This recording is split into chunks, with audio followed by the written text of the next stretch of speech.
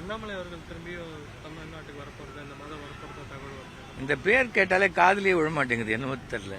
அண்ணாமலை, நான் வந்து பிஜேபியிலேருந்து வந்துட்டேன். நான் பிஜேபியில் இல்லை. ஏனென்றால் அண்ணாமலை போன்றவர்கள் இருக்கிற வரைக்கும் அரசியல் தரம் கெட்டு தான் இருக்கும். அப்படிப்பட்ட அரசியலில் இருக்க நான் விருப்பப்படவில்லை. மோடி அழைத்தார் என்று நான் பிஜேபியில் சேர்ந்தேன். அப்போ என்னை வந்து 5-6 முறைக்கு மேலே என்னை கட்சி விட்டு தூக்கணும்னு அண்ணாமலை தலைகீழாக நின்று தண்ணி குடிச்சு பார்த்தாரு. உன்னால் ஆனதை பார்த்துக்க நான் சொன்னேன். அமித்ஷா இது எல்லார் வழியாக போய் அவரால் ஒன்றும் பண்ண முடியல. இப்போ என்னுடைய மெம்பர்ஷிப் முடிஞ்சு போச்சு. இப்படி அண்ணாமலை போன்ற ஒரு மோசமான தலைவர்கள் இருக்கக்கூடிய கட்சியில் இருக்கிறது அசிங்கம்னு சொல்லி நான் என்னுடைய மெம்பர்ஷிப்பை ரெனியூ பண்ணலை. எனக்கு இனிமேல் அரசியல் தேவையில்லை.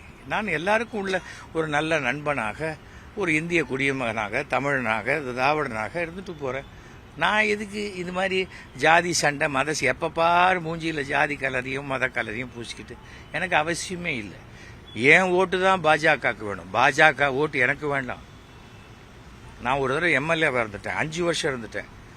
அதில் ஒரு பைசா கூட கமிஷன் வாங்காத ஒரு எம்எல்ஏவாக இருந்து ப்ரூவ் பண்ணிட்டேன். அது போகிறேன் எனக்கு. அண்ணாமலையெல்லாம் இன்னும் கவுன்சிலர் கூட ஜெயிக்காத ஆள். அதை பற்றி எனக்கு என்ன? அண்ணாமலை தான் என்ன கும்பிடணும், நான் ஏன் அண்ணாமலையை கும்பிடணும்? நான் அப்படியே கும்பிட்டாலும் திருவண்ணாமலை போய் அருணாச்சலேஸ்வரர் அவரை போய் கும்பிட்டு விடுவேன். என்ன இந்த அண்ணாமலையெல்லாம் ஒன்றுமே கிடையாது. சும்மா அவரே காசு கொடுத்து அவர் பேர் அண்ணாமலைன்னு பரப்பிக்கிறார். இதனால் ஒரு பிரயோஜனம் கிடையாது. 2026 இதில் வரது சீட்டில் இப்போ பாதி போயிடுச்சு, மீதியும் போயிடும் 2026.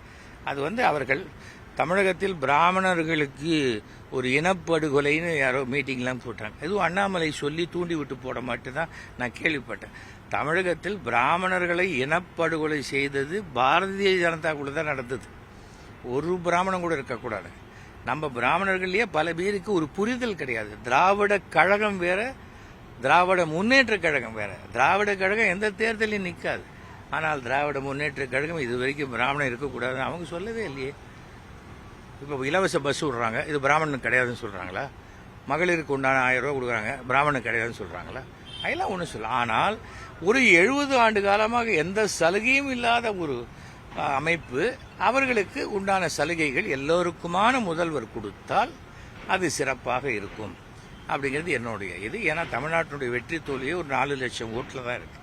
அப்படி இருக்கும்போது 20 லட்சம் பேர்களுக்கு மேலே இருக்கக்கூடியவர்களுக்கு அந்தனர் நல வாரியம்னு ஒன்று ஆரம்பித்தா கண்டிப்பாக 5 லட்சம் ஓட்டுக்கு மேலே வரும். அதே போல் அவர்களும் நன்றி உடையவர்களாக இருப்பார்கள். அவ்வளோதான், அதுக்கு மேலே வேறு எதுவுமே கிடையாது.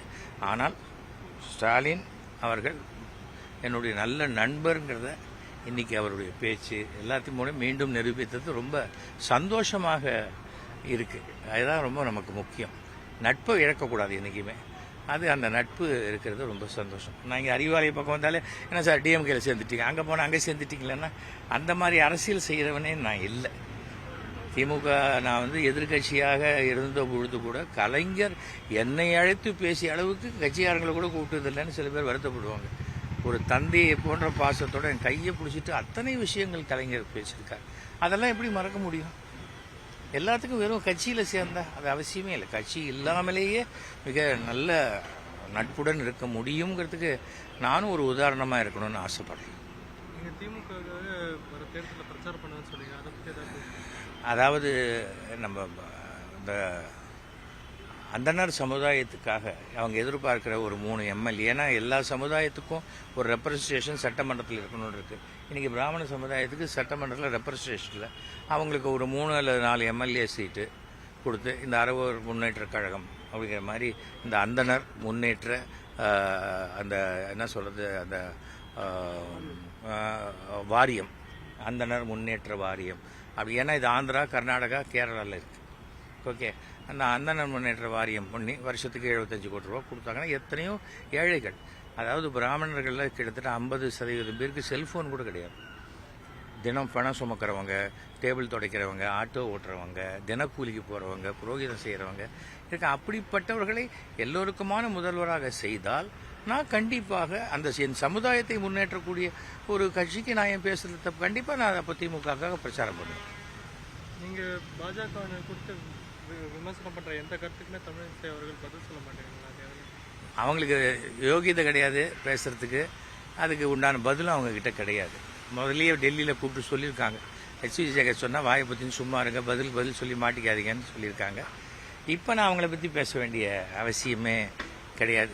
அதுவும் தமிழிசை போன்றவர்கள் ஒரு கவுன்சிலர் கூட நிற்காம இன்னைக்கு கவர்னர் ஆகிட்டதுனால அவங்களுக்கு அந்த எப்படி ஓட்டு வாங்குறதுனே தெரியாது. அதனால பானாக்கு பானா, சூனாக்கு சூனா, மூணாக்கு மூணான்னு எதையாவது பேசிக்கிட்டு அது பேசினா ஓட்டு வருமா?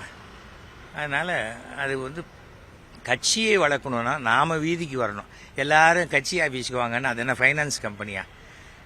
இனிமே பிஜேபி தமிழ்நாட்டில் எப்படி வளரும்னு சொல்லக்கூடிய ஐடியா நான் ஏன் சொல்லணும்? எனக்கும் பிரசாத் கிஷோர் மாதிரி ஒரு பதவி கொடுங்க, அப்போ வேணால் ஐடியா சொல்கிறேன். நான் இனிமேல் எனக்கு அது எப்படி போனாலும் எனக்கு கவலை கிடையாது. நான் யோக்கியமாக இருக்கேன். நான் இன்னி வரைக்கும் 100% வட்டி ரோட்டில் போகிறேன் அப்படின்னாக்க ஒழுங்காக நோ என்ட்ரியில் இல்லாமல் போகிறேன், டேக்ஸ் கட்டுறேன். அப்புறம் என்ன வேணும் சொல்லுங்கள்? நான் ஆனஸ்ட்டாக இருக்கேன். இதுக்கு மேலே என்ன வேணும்? அதுக்கு பாரதிய ஜனதாவில் இருந்தால் தானா? அங்கே இருக்கிறவங்க எத்தனை பேர் 261 கிரிமினல்ஸ் இருக்கான்னு சொல்கிறாங்க.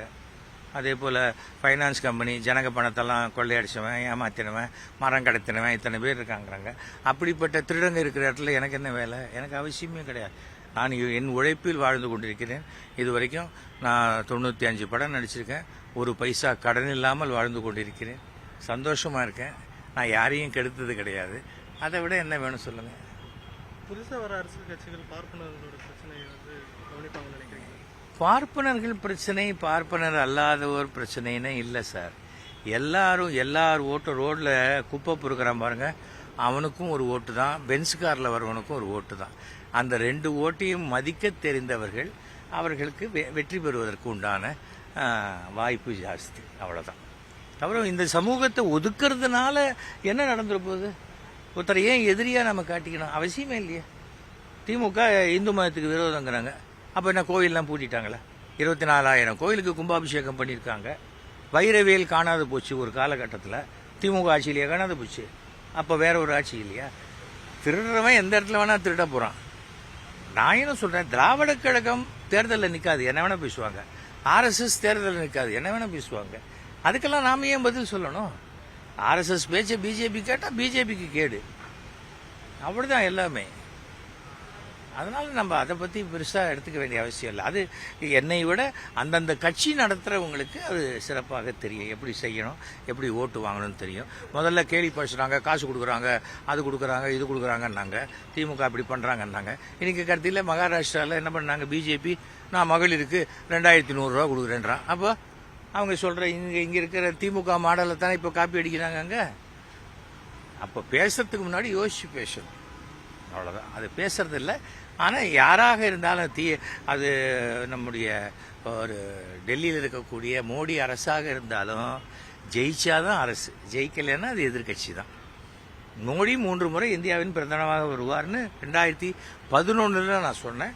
2027 வரைக்கும் அவர் பிரதமராக இருப்பார். அவ்வளோதான். அவர் என்னுடைய நண்பராக இருக்கிற வரைக்கும் சந்தோஷம். அப்படி இல்லைனாலும் வருத்தம் கிடையாது. நன்றி, வணக்கம்.